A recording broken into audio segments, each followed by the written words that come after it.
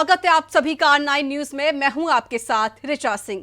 UP की सियासी तपेश अब अपने हाई लेवल पर पहुंच चुकी है, तो वहीं गोंडा का सियासी पारा भी दिग्गजों के दिल की धड़कन बढ़ा रहा है। तमाम सियासी दिग्गज गोंडा के गढ़ में अपनी पैठ जमाने के लिए यहां की घेराबंदी करने में लगे हैं। सरकार जहां अपने कार्यकाल की उपलब्धियां गिनवाकर जनता को साधने में जुटी है, तो वही विपक्ष सरकार को घेरने में। रिपोर्ट देखिए। जो समाजवादी पार्टी वाले हैं ना, ये जिन्ना के खानदान के हैं। अगर कलाम बनोगे तो सर पर बैठाएंगे, अगर कसाब बनोगे तो काटे जाओगे। यूपी के गोंडा में इन दिनों सियासी सरगर्मियां अपने अंतिम चरण पर पहुंच चुकी हैं। लिहाजा सियासी दिग्गजों के बीच जुबानी जंग भी तेज हो चली है। सियासी दल अपने तमाम पत्ते खोल चुके हैं, तो वहीं दिग्गजों के बीच वर्चस्व की लड़ाई भी तेज हो चली है। वजह है गोंडा का सियासी समीकरण, जो कांग्रेस से होते हुए अब बीजेपी के पक्ष में। कभी कांग्रेस का गढ़ रहे गोंडा में आज बीजेपी का दबदबा है। 2017 में गोंडा की तमाम विधानसभा सीटों पर बीजेपी ने एक तरफा जीत हासिल की थी और बीजेपी इस बार अपने पुराने रिकॉर्ड को बरकरार रखने की जद्दोजहद करती हुई दिखाई दे रही है। तभी तो बीजेपी ने करनैलगंज के अलावा गोंडा के बाकी सभी विधानसभा सीटों पर अपने पुराने साथियों पर ही दांव लगाया है। बीजेपी गोंडा के गढ़ में किसी भी अन्य पार्टी की एंट्री नहीं देखना चाहती। यही वजह है कि गोंडा को बचाने के लिए बीजेपी एड़ी चोटी का जोर लगाए हुए है। 1993 के बाद 2017 में पहली बार बीजेपी गोंडा में अपना दबदबा बनाने में कामयाब रही थी और अब किसी भी हाल में इसे खोना नहीं चाहती। बीजेपी लगातार जनता के सामने अपने 5 सालों के कार्यों का ब्यौरा दे रही है। साथ ही विपक्ष की एंट्री को रोकने के लिए बीजेपी लगातार उन पर एक के बाद एक जुबानी हमले भी कर रही है, जिसका उदाहरण भी गोंडा के सदर विधानसभा क्षेत्र में देखने को मिला। यहां बीजेपी उम्मीदवार प्रतीक भूषण के पक्ष में चुनाव प्रचार करने पहुंचे बीजेपी सांसद और भारतीय कुश्ती संघ के अध्यक्ष बृजभूषण शरण सिंह ने जिन्ना का जिक्र करते हुए एक बार फिर सपा को आड़े हाथों लिया और अखिलेश को उनका रिश्तेदार तक बता दिया।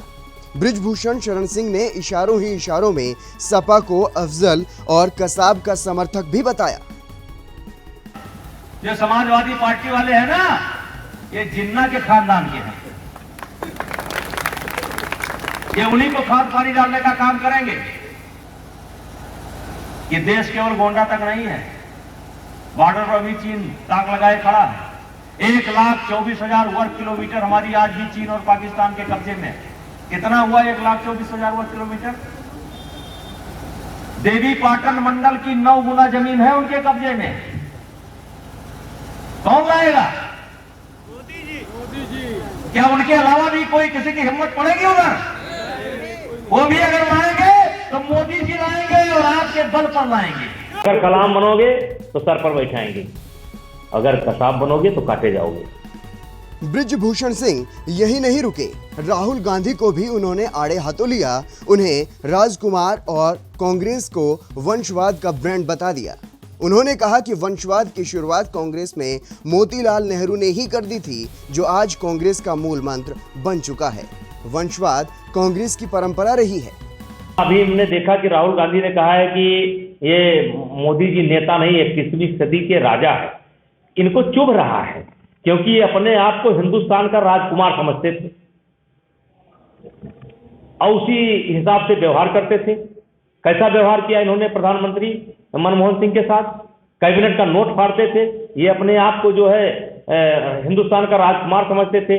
कोई अपने आप को हिंदुस्तान का राजकुमार समझता है, कोई अपने आप को उत्तर प्रदेश का राजकुमार समझता है, कोई जो है जाटों का राजकुमार समझता है, कोई बिहार का राजकुमार समझता है।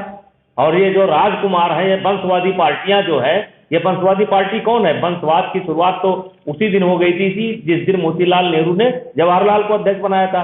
जवाहरलाल के बाद इंदिरा गांधी, इंदिरा के बाद संजय गांधी, संजय के बाद राजीव गांधी, राजीव के बाद सोनिया गांधी, सोनिया के बाद राहुल गांधी। अब राहुल गांधी कभी खाता नहीं खुला है, आगे देखा जाएगा। तो ये वंशवादी ये है। तो इनको खल रहा है कि एक गरीब आदमी कैसे नेता बन गया, एक गरीब परिवार का, साधारण परिवार का आदमी कैसे नेता बन गया, क्योंकि ये तो राजकुमार है, राज्य करने के लिए आए थे इस देश में।